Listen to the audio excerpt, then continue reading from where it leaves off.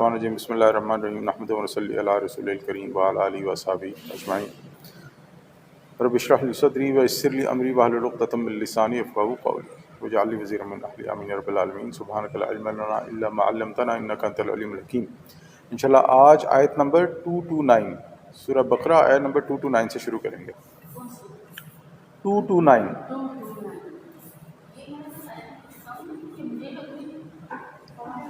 تو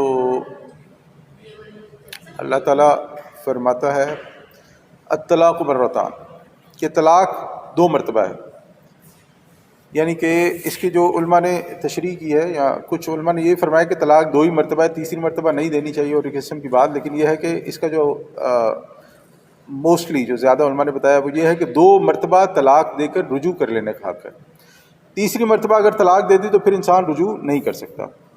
فَإِمْسَاكُمْ بِالْمَعْرُوفِ فَإِمْسَاكُمْ بِمَعْرُوفٍ أَوْ تَسْرِيحٍ بِإِحْسَان، تو گویا معروف طریقے سے روک لینا ہے یا پھر خوبصورتی کے ساتھ رخصت کر دینا ہے۔ یعنی اگر انسان نے دو مرتبہ طلاق دے دی تو اب اس انسان نے فیصلہ کرنا ہے کہ یا تو وہ انسان جس خاتون کے ساتھ اس نے نکاح کیا ہے اس کو روک لے، یا پھر وہ انسان یعنی کہ یا پھر اس کو تیسری مرتبہ طلاق دے اور فارغ کر دے۔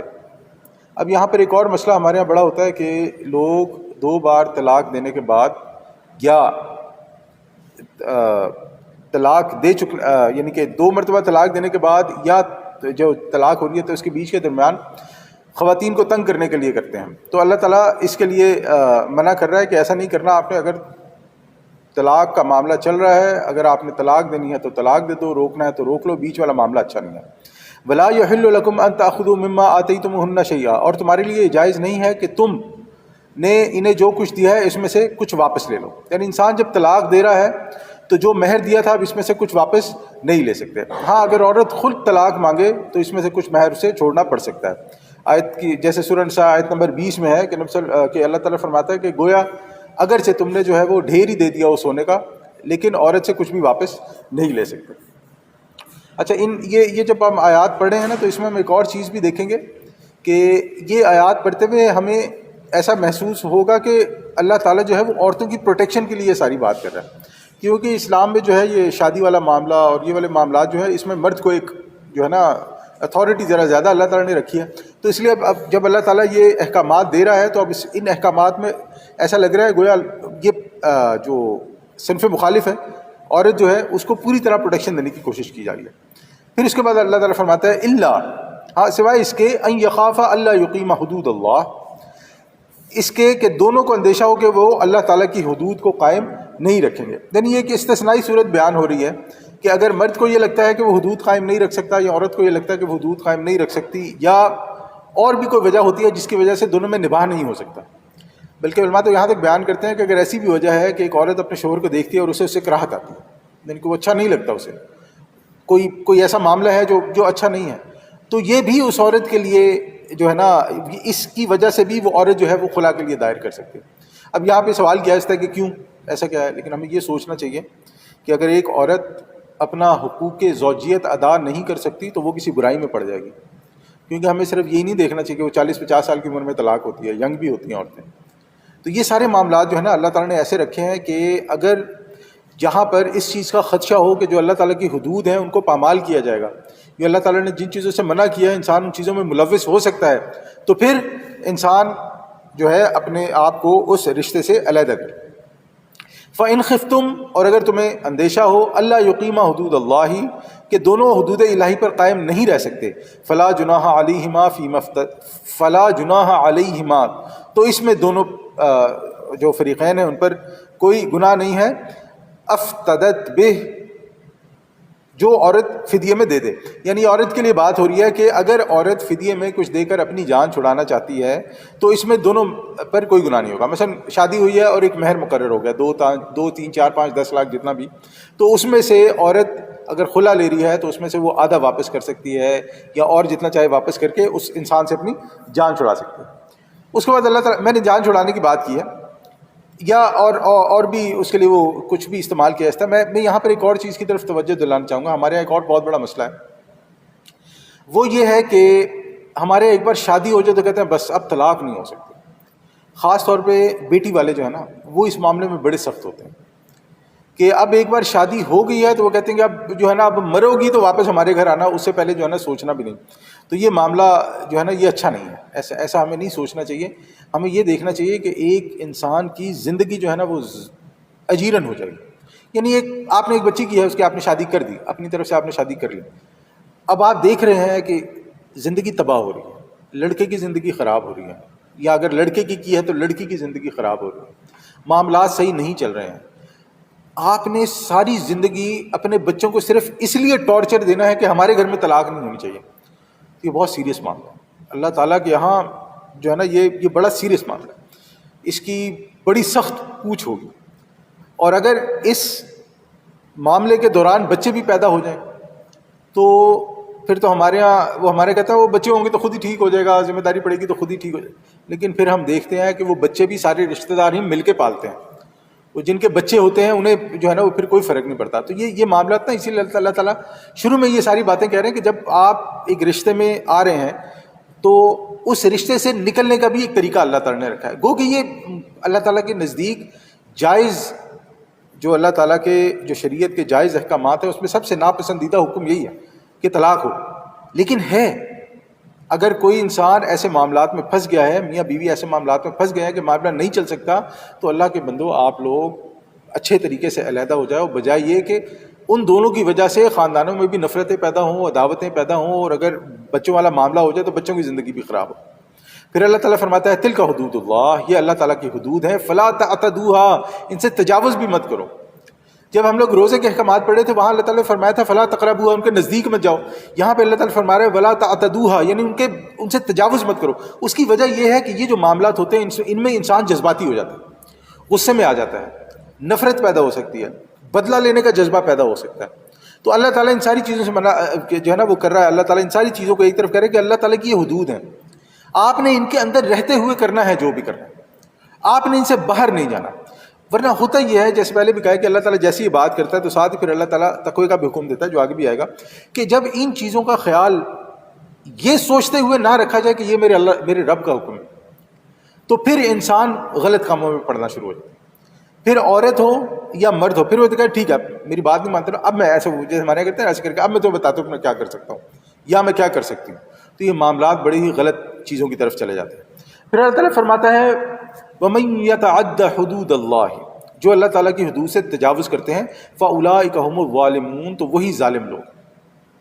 فَإِن طَلَّقَهَا، اور اگر وہ طلاق دے دے، یہاں پہ مراد ہے تیسری مرتبہ طلاق دے دے، فَلَا تَحِلُّ لَهُ مِن بَعْدُ حَتَّىٰ تَنكِحَ زَوْجًا غَيْرَهُ، تو وہ عورت اس کے بعد اس کے لیے جائز نہیں ہے حتیٰ یہ کہ وہ عورت کسی اور شوہر سے نکاح نہ کر لے. یعنی جب تیسری طلاق ہو گئی تو اب وہ میاں بیوی ساتھ نہیں رہ سکتے. اس کی ایک صورت جو یہاں پہ اللہ تعالیٰ بیان فرما رہا ہے وہ یہ ہے کہ اب طلاق ہونے کے بعد اس عورت کا نکاح کہیں اور ہو گیا، اس کے بعد اس خاوند سے جو ہے وہ تعلقات قائم ہوئے، اس کے بعد اس خاوند نے اسے طلاق دے دی تو اس کے بعد وہ عورت جائز ہے. اب یہاں پر ہمارے یہاں ایک معاملہ آ جاتا ہے یہاں پہ حلالہ کا، اسے ٹیکنیکل ٹرمینالوجی میں حلالہ کہا جاتا ہے. لیکن جب اس نیت کے ساتھ کسی عورت کا دوسرا نکاح کیا جائے کہ وہ پہلے مرد کے لیے حلال ہو جائے تو نبی اکرم صلی اللہ علیہ وسلم نے فرمایا ہے کہ یہ زنا ہے. اور علماء یہ کہتے ہیں کہ اگر اس نیت سے نکاح کیا گیا اور عورت کو حلال کرنے کی کوشش کی گئی تو وہ عورت حلال نہیں ہوگی. ہمارے ایک طبقے کے نزدیک ہو جاتی ہے، لیکن جنرل اس کو جو ہے زناکاری کہا گیا ہے، جرم کہا گیا ہے. اور اس کو نبی صلی اللہ علیہ وسلم کی ایک حدیث میں جو ہے وہ سانڈ کا لفظ استعمال کیا گیا کہ گویا جو ہے نا وہ اس قسم کا معاملہ ہے. تو اللہ تعالیٰ نبی صلی اللہ علیہ وسلم نے حلالہ کرنے اور کروانے دونوں پر لعنت فرمائی ہے، دونوں کرنے اور کروانے والوں پہ لعنت فرمائی ہے. اور اس کو زناکاری سے جو ہے وہ کیا ہے، اور کرنے والا جو مرد ہے اس کو ایک سانڈ سے جو ہے وہ تشبیہ دیا. اب دیکھیں کتنا بڑا، یعنی کہ کتنی بڑی زیادتی ہے عورت کے ساتھ کہ جرم مرد کرے.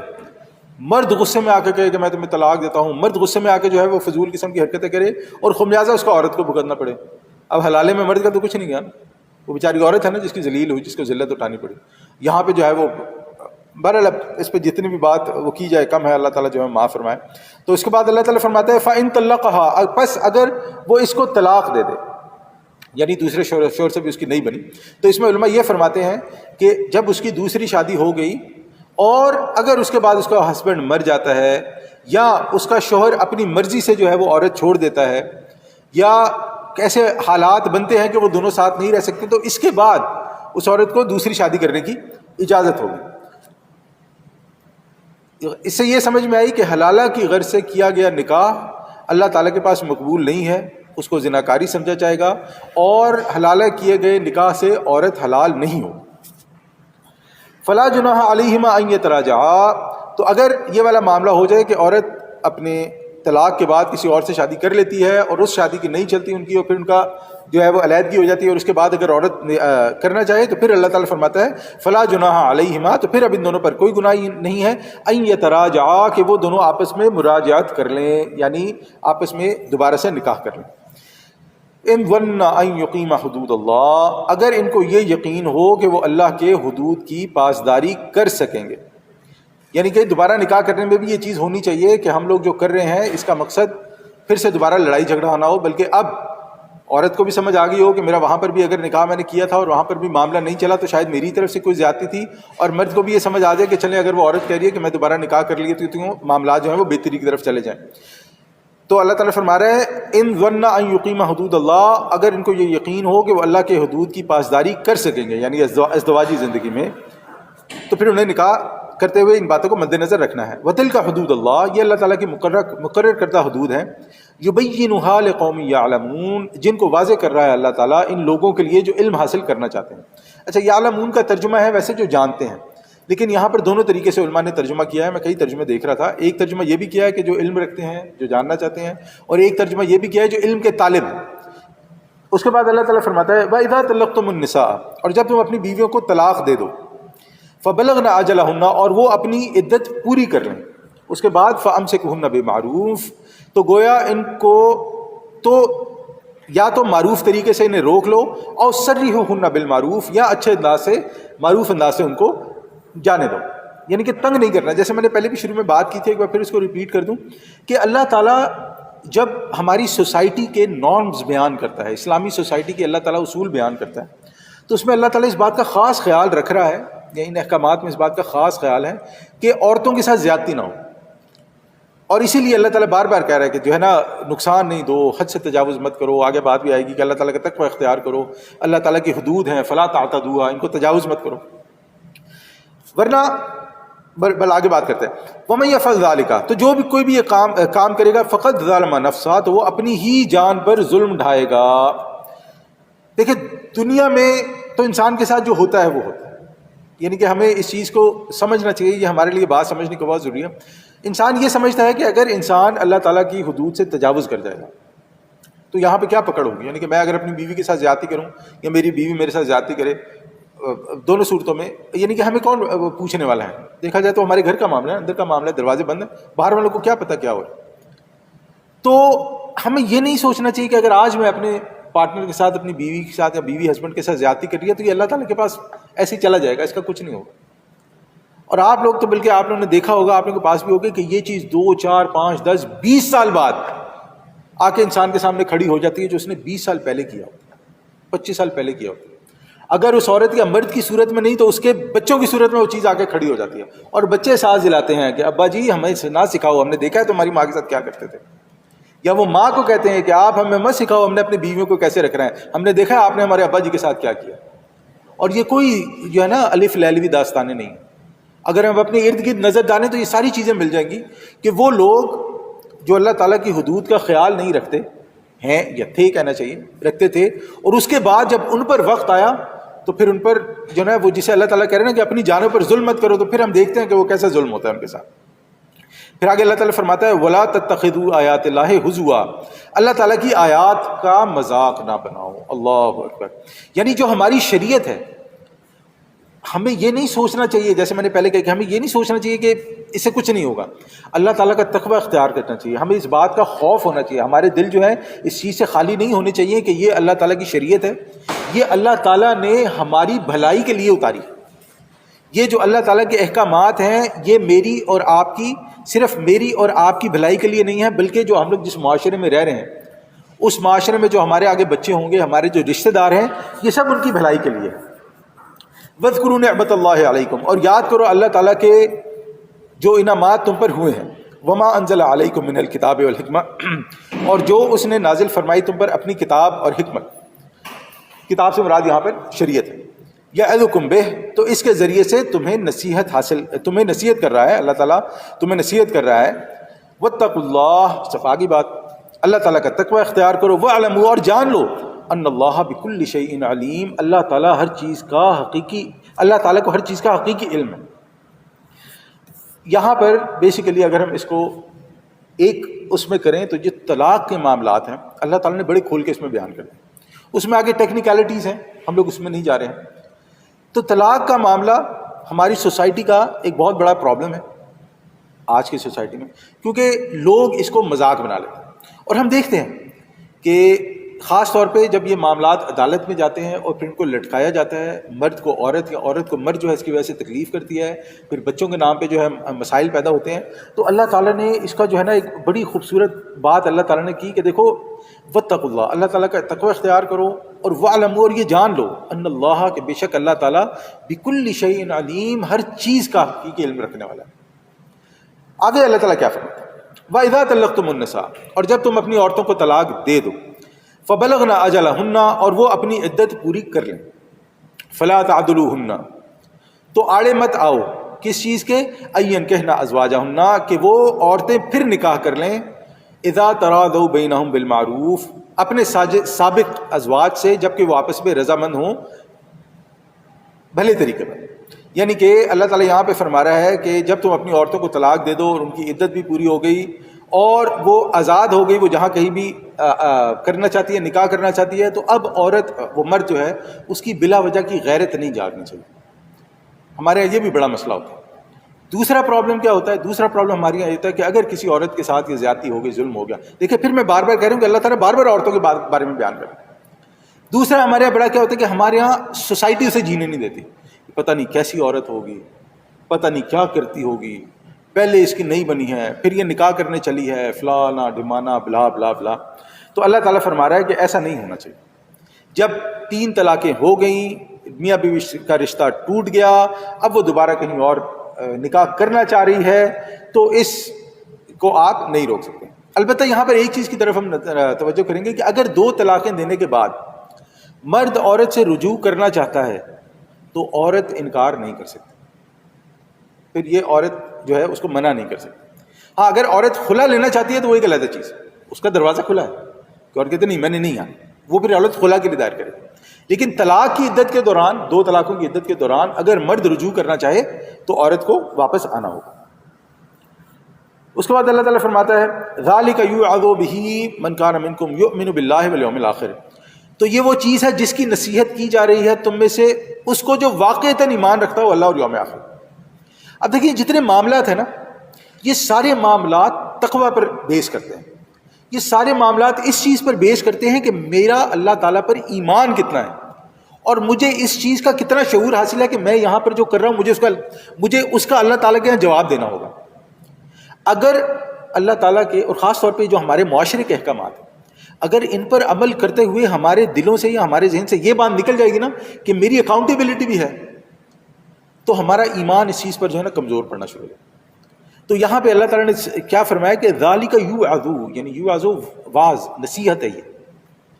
اور پھر اللہ تعالیٰ نے فرمایا کن کے لیے، منکم من یؤمن باللہ، ان کے لیے جو یؤمن باللہ، جو اللہ پہ ایمان رکھتے ہیں، والیوم الآخر، اور آخرت پر ایمان رکھتے ہیں۔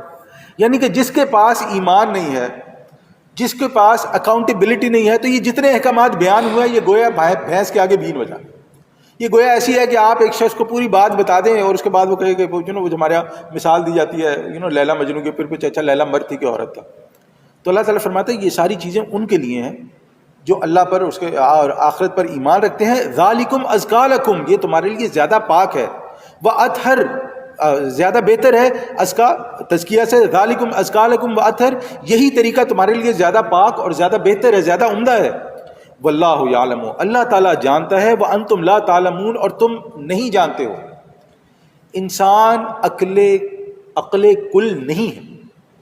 ہمارے یہاں یہ ایک بہت بڑا مسئلہ ہے کہ اگر کسی انسان کے پاس پیسہ آ جائے، کسی انسان کے پاس کوئی کوالیفیکیشن آ جائے، کسی انسان کو کسی دوسرے انسان پر، لوگوں پر کوئی فوقیت حاصل، اب وہ سمجھتا ہے مجھے سب پتہ۔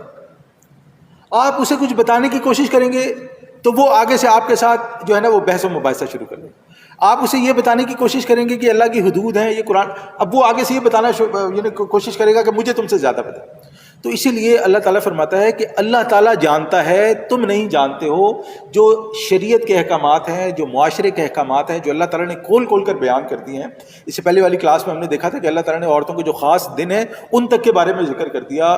یہاں پہ اللہ تعالیٰ نے طلاق کے بارے میں ذکر کر دیا، اللہ تعالیٰ نے عدت کے بارے میں ذکر کر دیا. یہ ساری چیزیں اللہ تعالیٰ کیوں کھول کھول کے بیان کر رہے ہیں؟ کہ یہ وہ معاملات ہیں، جیسے میں نے پچھلی بار بھی عرض کیا تھا، میں دوبارہ دہراؤں گا اس بات کو، یہ وہ معاملات ہیں جو ایک مرد ہوتے ہوئے انسان عورت کی طرف سے نہیں سمجھ سکتا. میں مرد ہوں، میں نہیں سمجھ سکتا عورت کی سائیکی کیسے کام کرتی ہے.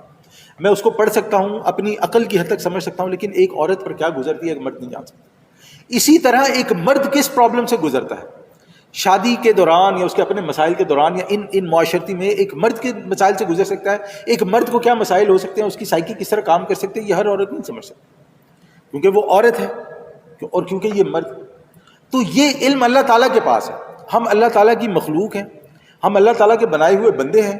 ہمارا اس بات پر یقین ہے اور ہونا چاہیے کہ ہم سے سب سے زیادہ محبت اللہ تعالیٰ کرتے ہیں.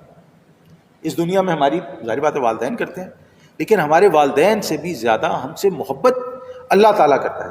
اس لیے اگر ہمیں اللہ تعالیٰ کے احکامات سمجھ نہ بھی آئیں، اور یہ میں آپ کو بیان کر دوں بار بار کہ جو عورت اور مرد کے معاملات ہیں نا، وہ انسان اپنی عقل سے حل نہیں کر سکتا. کیونکہ میں مرد ہوں، میں جب کوئی بھی حکم بناؤں گا، کوئی بھی رول بناؤں گا، تو میں کوشش کروں گا کہ میرا ہاتھ اوپر ہے. اگر کوئی عورت بنائے گی تو اس کی کوشش یہی رہی کہ عورت کا ہاتھ اوپر ہے. نیچرل، ہم لوگ پیدا ہی ایسے ہوئے. کوئی آپ کو 1 2 4 5 ایکسیپشن مل جائے تو مل جائے، ورنہ اس کی مثال میں جیسے عموماً دیا کرتا ہوں کہ ہم اگر اس دنیا میں دیکھیں جتنی بھی کرمنل انڈسٹریز ہیں وہ کون چلا رہے ہیں؟ موسٹلی رن بائی مین. اور وہ یوز کسے کرتے ہیں؟ They use women. انڈسٹریز مرد چلاتے ہیں لیکن استعمال عورتوں کو کرتے ہیں. بہت ساری ایسی چیزیں جو ہے نام لینا یہاں پر ضروری نہیں ہے اس کا. تو اللہ تعالیٰ سے ہمیں یہ چیز کو سمجھنی ہے کہ یہ جو تمام معاملات ہیں یہ ہم اپنی عقل سے حل نہیں کر سکتے. اب اس کے بعد اللہ تعالیٰ دوسری طرف اب ایک اور اسی سے جڑی ہوئی ایک اور ہمارے جو معاشرے کی ہمارے معاشرے کا جو مسئلہ اللہ تعالیٰ اس کی طرف اشارہ کرتا ہے. والوالدات یرضعن اولادہن حولین کاملین، اور مائیں اپنی اولاد کو دودھ پلائیں پورے 2 سال. رضاعت کا مسئلہ، اس سے علماء نے جو ہے وہ رضاعت کا مسئلہ بھی اخذ کیا ہے.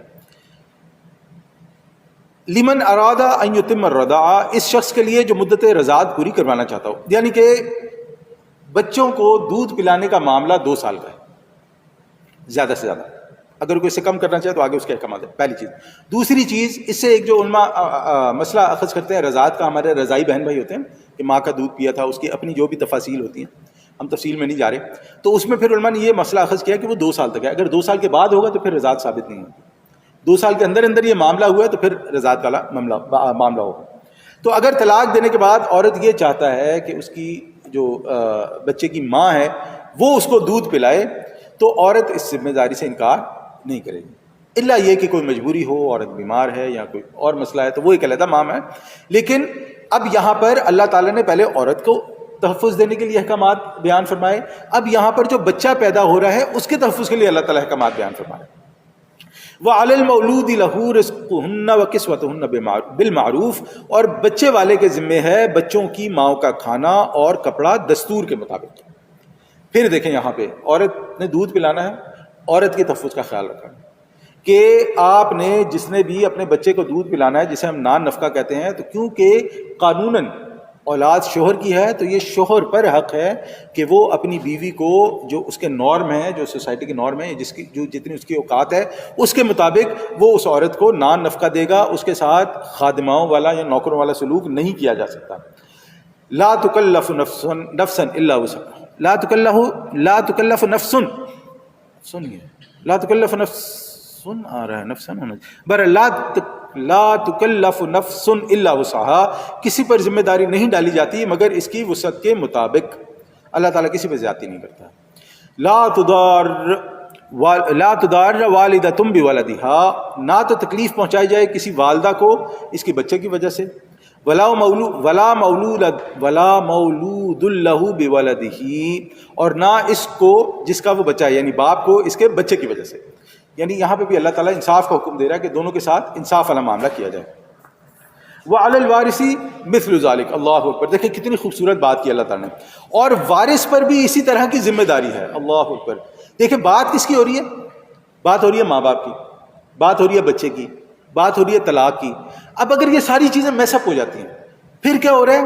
تو دین میں، ہمارے دین میں یہ خوبصورتی پائی جاتی ہے کہ اگر ماں اور باپ اپنی ذمہ داری پوری نہیں کر سکتے، یا اگر ماں اور باپ نہیں رہے، یا اگر دونوں میں سے کوئی ایک مر گیا یا کوئی اور مسئلہ، تو اب جو اس کے ورثاء ہیں ان پر یہ ذمہ داری عائد ہوگی کہ وہ اس چیز کو پورا کریں. مرد مر گیا تو جو عورت کا نان نفقہ ہے وہ جو مرد کی طرف سے بچے کے ورثاء بنیں گے وہ دیں گے. اور اگر عورت یہ پورا نہیں کر سکتی ہے کسی وجہ سے تو پھر جو عورت کی طرف سے ورثاء ہوں گے یا مرد کی طرف سے جو بھی ورثاء ان کے وہ بنیں گے وہ پورے کریں گے. یعنی ہمارے دین میں سبحان اللہ کیا خوبصورتی ہے کہ کسی بھی انسان کو، حتیٰ کہ جو پیدا گیا ہوا بچہ ہے، اس کو بھی ایسے نہیں چھوڑ دیا گیا. ہر جان کا حق رکھا گیا. یہ ہمارے سبحان اللہ کیا خوبصورتی ہے ہمارے اس میں. پھر اللہ تعالیٰ فرماتا ہے فَإِنْ أَرَادَ فِصَالًا عَنْ تَرَاضٍ مِّنْهُمَا وَتَشَاوُرٍ. پھر اگر ماں باپ چاہیں دودھ چھڑا لیں باہمی رضامندی اور صلاح سے، یعنی کہ اگر وہ 2 سال سے پہلے بچے کا دودھ چھڑانا چاہیں فلا جناح علیہما، تو ان دونوں پر کوئی گناہ نہیں ہے. فَإِنْ أَرَدْتُمْ أَن تَسْتَرْضِعُوا أَوْلَادَكُمْ، اور اگر تم اپنے بچوں کو کسی اور سے دودھ پلوانا چاہو فلا جناح علیکم، تو بھی تم پر کوئی گناہ نہیں. دیکھیں آئیڈیل تو یہ ہے کہ یہ کام والدہ کرے، لیکن اگر کسی وجہ سے نہیں کر سکتی جو بھی ہے اور دونوں اس بات پہ راضی ہو جاتے ہیں کہ نہیں کرنا تو دونوں پر کوئی گناہ نہیں. اور ایک اور صورت بتا دی گئی کہ اگر وہ چاہیں کسی اور سے دودھ پلوانا، اور ہم جانتے ہیں نبی صلی اللہ علیہ وسلم نے بھی دودھ پیا تھا دائی حلیمہ کا، تو یہاں اس چیز کی بھی اللہ تعالیٰ نے اجازت دی ہے کہ یہ بھی اگر وہ کرنا چاہیں تو بھی اس پر کوئی گناہ نہیں ہے. لیکن اس کے بعد اللہ تعالیٰ فرماتا ہے کہ ایک شرط، وہ کیا ہے؟ اذا سلمتم ما آتیتم بمعروف، جب کہ تم بچے کی ماں کو وہ سب کچھ دے دو جس کا تم نے دینا ٹھہرایا تھا دستور کے موافق. یعنی کہ ایسا نہ ہو کہ میں تو نہیں کہنا چاہیے، یعنی جو بھی شخص اپنے بچے کو دودھ پلوانا چاہ رہا ہے وہ ماں سے دودھ اس لیے چھڑوا دے کہ اس کو مجھے بہت پیسے دینے پڑتے ہیں، اس کو مجھے بہت کچھ دینا پڑتا ہے. اگر ایسا کرے گا تو یہ نہیں ہونا چاہیے. یہ اس کے ذہن میں نہیں ہو چاہیے کہ میں کسی اور سے گلاؤں گا تو معاوضہ جو ہے وہ اس کا کم ملے گا. اگر باہر کسی سے دودھ پلوانا بھی ہے تو جو اس کی والدہ ہے بچے کی، اس کے ساتھ معروف کام کیا جائے گا، اس کے ساتھ نیکی کی جائے گی. واتقوا اللہ، پھر آگے بات واتقوا اللہ، اللہ تعالیٰ کا تقوی اختیار کرو. اللہ تعالیٰ بار بار کہتا ہے اپنے احکامات بیان فرمائے گا، اللہ تعالیٰ کا تقوی اختیار کرو.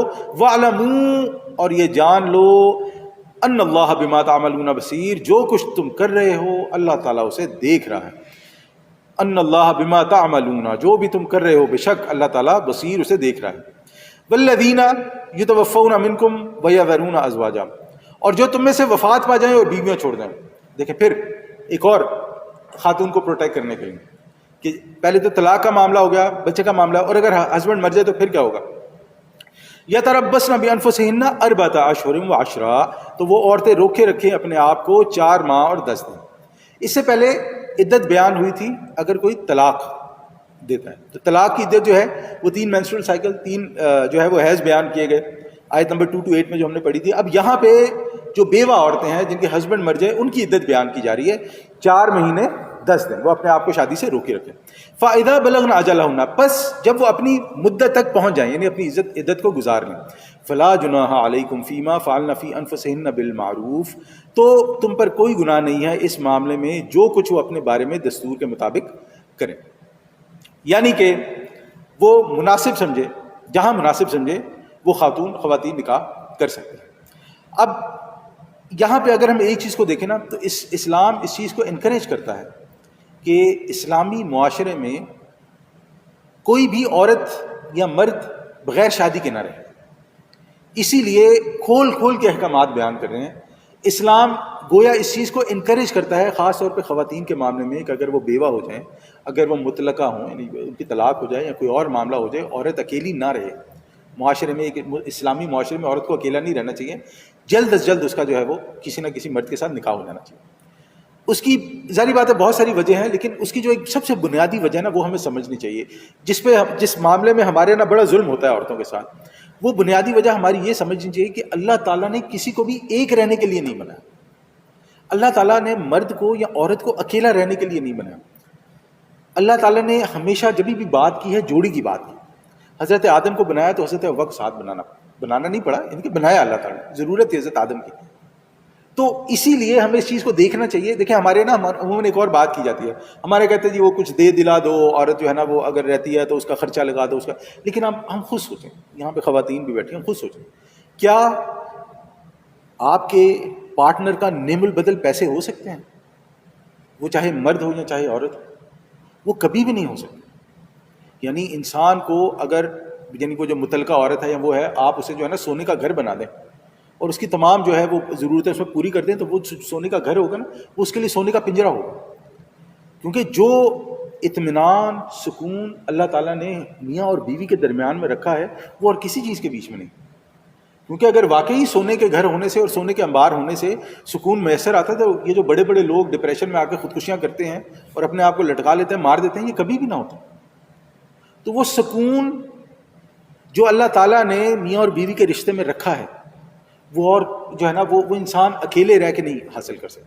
اسی لیے ہمارے معاشرے میں اس چیز کو انکریج کیا جاتا ہے کہ شادیاں جلدی کی جائیں، اور اس چیز کو انکریج کیا جاتا ہے کہ اگر کسی کے ساتھ کوئی پرابلم ہو گئی ہے، چاہے مرد ہے یا عورت ہے، تو انہیں اکیلے نہیں رہنا چاہیے.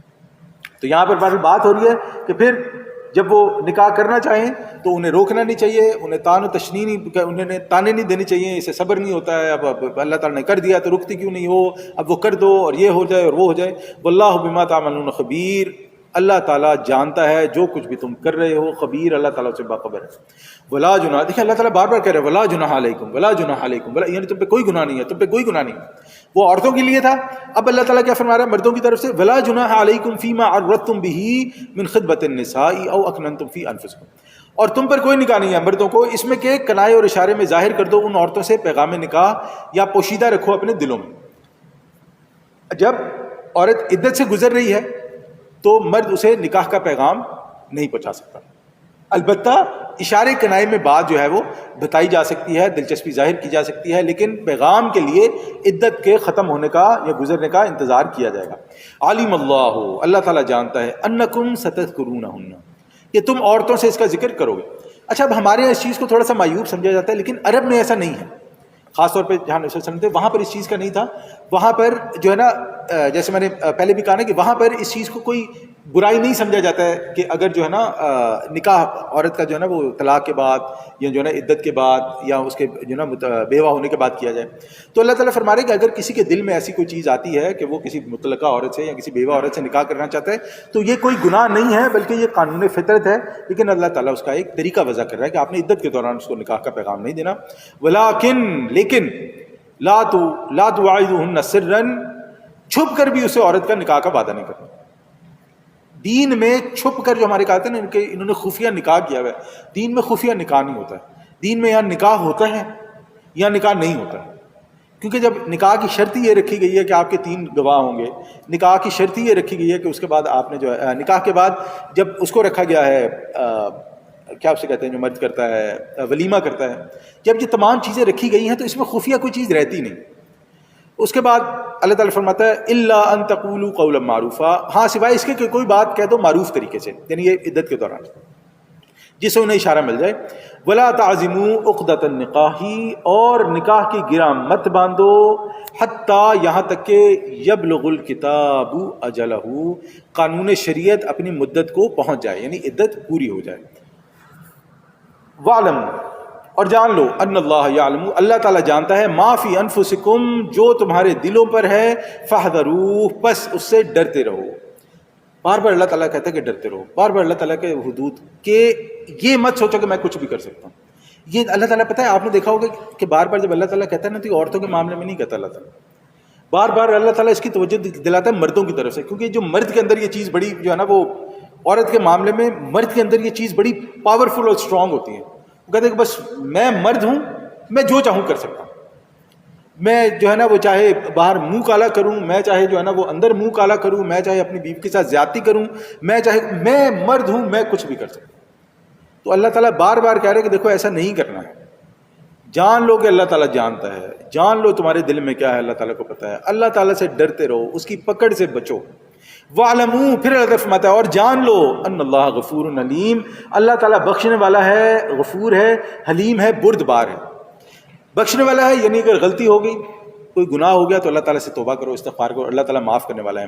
حلیم بردبار ہے، یعنی اللہ تعالیٰ تحمل سے کام لیتا ہے، اللہ تعالیٰ ڈھیل دیتا ہے، اللہ تعالیٰ وقت دیتا ہے، مہلت دیتا ہے کہ دیکھو ابھی بھی ٹائم ہے، واپس آ جاؤ، توبہ کر لو، ورنہ پھر جو ہوگا اللہ تعالیٰ معاف فرمائے. لا جناح علیکم، پھر اللہ تعالیٰ فرماتا ہے اور تم پر کوئی گناہ نہیں ہے. ان طلقتم النساء، اگر تم ایسی بیویوں کو طلاق دے دو، ما لم تمسوہن، جن کو تم نے ابھی چھوا نہیں ہے، او تفریدوا لہن فریدا، اور نہ ہی تم نے ان کے لیے مہر مقرر کیا. دیکھیں پھر عورت کی پروٹیکشن کے لیے کہ اگر ایسا معاملہ ہو جائے کہ انسان نے نکاح کر لیا لیکن ابھی مہر مقرر نہیں ہوا اور نہ ہی ابھی رشتہ قائم ہوا ہے اور اس کو کوئی دینا چاہتا ہے، طلاق دینا چاہتا ہے، تو اس کا رستہ بھی کھلا، کوئی زور زبردستی نہیں ہے. پھر عورت کی پروٹیکشن کی بات ہو رہی ہے کہ مرد کا نہیں، اب نکاح ہو گیا تو اب تک جو ہے جب تک میں تعلق قائم نہیں کروں گا میں تو طلاق نہ کہتے ہیں.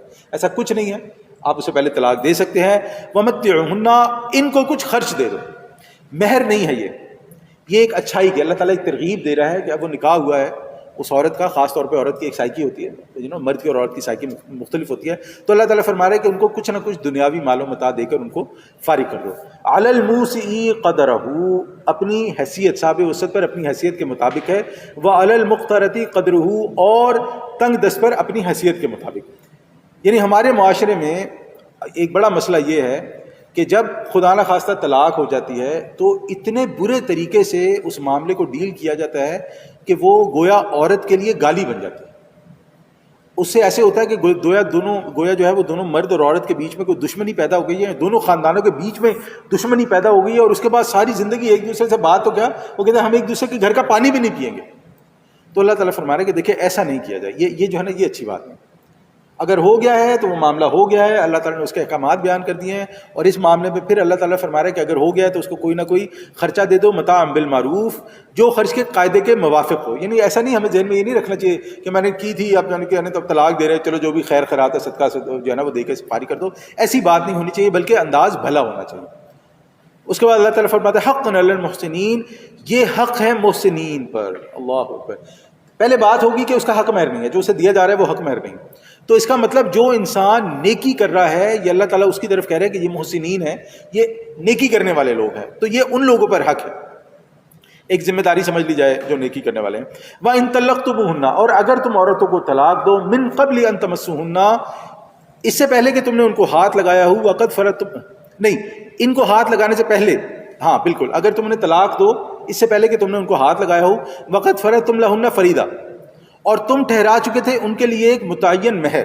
پہلے بات ہوگی بغیر مہر کے، اب بات ہوگی کہ مہر کے لیکن ابھی تعلق قائم نہیں ہوا ہے. پھر کیا ہوگا؟ فَنِصْفُ مَا فَرَضْتُمْ، تو جو مہر تم نے طے کیا تھا اس کا آدھا دینا لازم ہوگا. اللہ، مگر یہ ان یعفون، کہ وہ معاف کر دیں. یعنی اگر کوئی عورت خود معاف کر دے تو وہ معاف کر دے، مرد اپنی طرف سے آدھا دے گا.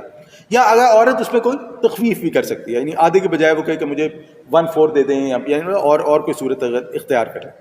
او یعفو الذی بیدہ عقدۃ النکاح، یا وہ شخص درگزر سے کام لے جس کے ہاتھ میں نکاح کی گرہ ہے. یعنی کہ مرد اس معاملے میں فراخ دلی سے کام لے کہ مرد، اللہ تعالیٰ نے جب پہلے بھی بات ہوئی تھی نا کہ جب تک نکاح نہیں ہوا تب تک عورت کو حق حاصل ہے کہ بولے نہیں میں نہیں کرتے نکاح. وہ جو بھی نکاح سے پہلے جو ہے وہ اگر کوئی شرط ایسی ہے جو شریعت کے خلاف نہیں ہے، رکھنا چاہتی ہے تو وہ ٹھیک ہے. لیکن ایک بار نکاح ہو گیا تو پھر جو اللہ تعالیٰ نے حدود معین کیے ہیں، پھر جو اللہ تعالیٰ نے احکامات بتائے ہیں، پھر ان پہ چلنا لازم ہے.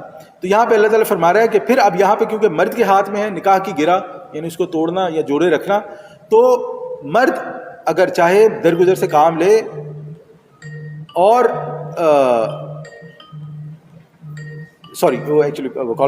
تو یا وہ شخص درگزر سے کام لے جس کے ہاتھ میں نکاح کی گرہ ہے. یعنی کہ وہ عورت از خود طلاق نہیں دے سکتی، لہٰذا مردوں کے لیے ترغیب ہے کہ وہ اس معاملے میں فراغ دلی سے کام دیں اور جو بھی انہیں لگتا ہے کہ صحیح کام ہے وہ انہیں کرنا چاہیے. وَأَن تَعْفُوا، اور یہ کہ تم مرد درگزر کرو، اقرب للتقویٰ، اور یہ تقویٰ کے زیادہ قریب تک. وَلَا تَنْسَوْا الْفَضْلَ بَيْنَكُمْ، اور اپنے مابین احسانات کو مت بھولو. یعنی اللہ تعالیٰ نے جو فضیلت دی ہے تم اس کو مت بھولو. ہمارے ہاں اس کی وجہ یہ ہے، اللہ تعالیٰ جیسے میں نے پھر کہا کہ ہمارے ہاں مرد کے اندر مردان کی والا معاملہ جو ہے نا وہ بڑا سخت پایا جاتا ہے کہ مرد کہتا ہے کہ اب جو نا بلکہ میں اسے یوں کہوں گا کہ اللہ تعالیٰ نے یہاں پر جو اصل مردانگی ہے اس کا ایک معیار انسان کے سامنے مقرر کر دیا کہ اللہ تعالیٰ نے تم کو ذمہ داری زیادہ دی ہے. اسی آیت کا یعنی کہ جو ہے کہ احسان اللہ تعالیٰ نے اس کی طرف وہ کہا ہے کہ آپ عورتوں پر احسان والا معاملہ کرو, ان کے ساتھ نرمی والا معاملہ کرو. اللہ تعالیٰ نے نصف مہر مقرر کیا ہے, اگر آپ پورا دے سکتے ہو احسان کرتے ہوئے تو آپ پورا دیں. ان کے ساتھ عزت والا معاملہ کرو, تکریم والا معاملہ کرتے ہوئے ان کو رخصت کرو. ان اللہ بما تعملون بصیر, یقیناً جو کچھ تم کر رہے ہو اللہ تعالیٰ اسے دیکھ رہا ہے. دیکھیں پھر اللہ تعالیٰ نے یہاں پر کہا کہ اللہ تعالیٰ جانتا ہے آپ جو بھی کر رہے ہیں. تو ہم اپنی بات جو ہے وہ آج کی بات جو ہے وہ یہاں تک رکھیں گے کہ اللہ تعالیٰ نے ایک جو ہمارے معاشرے میں میاں بیوی کا معاملہ ہے, کیونکہ ہمیں ایک چیز کو سمجھ نہیں کہ اسلامی معاشرے میں جو یونٹ ہے, بیسک یونٹ ہے اسلامی معاشرے میں, وہ میاں اور بیوی ہے. صرف میاں یا صرف بیوی نہیں, صرف مرد یا صرف عورت نہیں. ہمارے معاشرے میں جب معاشرہ شروع ہوتا ہے تو فیملی سے شروع ہوتا ہے, اور فیملی کا جو بیسک یونٹ ہے وہ میاں اور بیوی ہے. تو اسی لیے ہم اس چیز پہ ہم دیکھیں کہ اللہ تعالیٰ نے فیملی کے, عورتوں کے اور مردوں کے معاملات کو کھول کھول کر بیان کیا, بڑا اسٹریٹ فارورڈ بتایا ہے کہ یہ کرنا ہے, یہ کرنا ہے, یہ نہیں کرنا ہے, یہ نہیں کرنا ہے, یہ کرو گے تو اچھی بات نہیں ہے, یہ کرو گے تو اچھی بات نہیں ہے, تمہارے اوپر یہ ذمہ داری ہے, اس کو اچھے طریقے سے نبھاؤ, عورت پر یہ مجبوری آ سکتی ہے, عورت کا دھیان رکھو, بچہ ہے تو اس کے مسائل پیدا ہو سکتے ہیں, اگر نکاح کرنے کے بعد 2-3 مختلف معاملات آ جائیں تو آپ نے کیا کرنا ہے. اور پھر میں اپنی بات کو اس بات پہ ختم کروں گا, کیونکہ ایک مرد عورت کے معاملات کو نہیں سمجھ سکتا, ایک عورت مرد کے معاملات کو نہیں سمجھ سکتی. اس لیے یہ وہ معاملہ ہے جس میں ہمیں اللہ تعالیٰ اور رسول اللہ صلی اللہ علیہ وسلم کے احکامات پر, ان کے حکموں پر عمل کرتے ہوئے ہی اپنی اور ہماری جو آنے والی نسل ہے اس کی بھلائی کے لیے ہمیں کام کرنا پڑے. تو اللہ تعالیٰ سے دعا ہے کہ ہم نے جو بھی پڑھا اللہ تعالیٰ اس کو سمجھنے کی توفیق عطا فرمائے, اس پر عمل کرنے کی توفیق عطا فرمائے, اور اللہ تعالیٰ ہمیں ان لوگوں میں سے کر دے کہ جو اللہ تعالیٰ کا تقوی رکھتے ہوئے, اللہ تعالیٰ سے ڈرتے ہوئے, اللہ تعالیٰ پر ایمان رکھتے ہوئے, یوم آخرت پر ایمان رکھتے ہوئے اپنے تمام دین اور دنیا کے معاملات کو حل کریں. وصلی اللہ تعالیٰ علی خیر خلقہ اجمعین برحمتک یا ارحم الراحمین. وآخر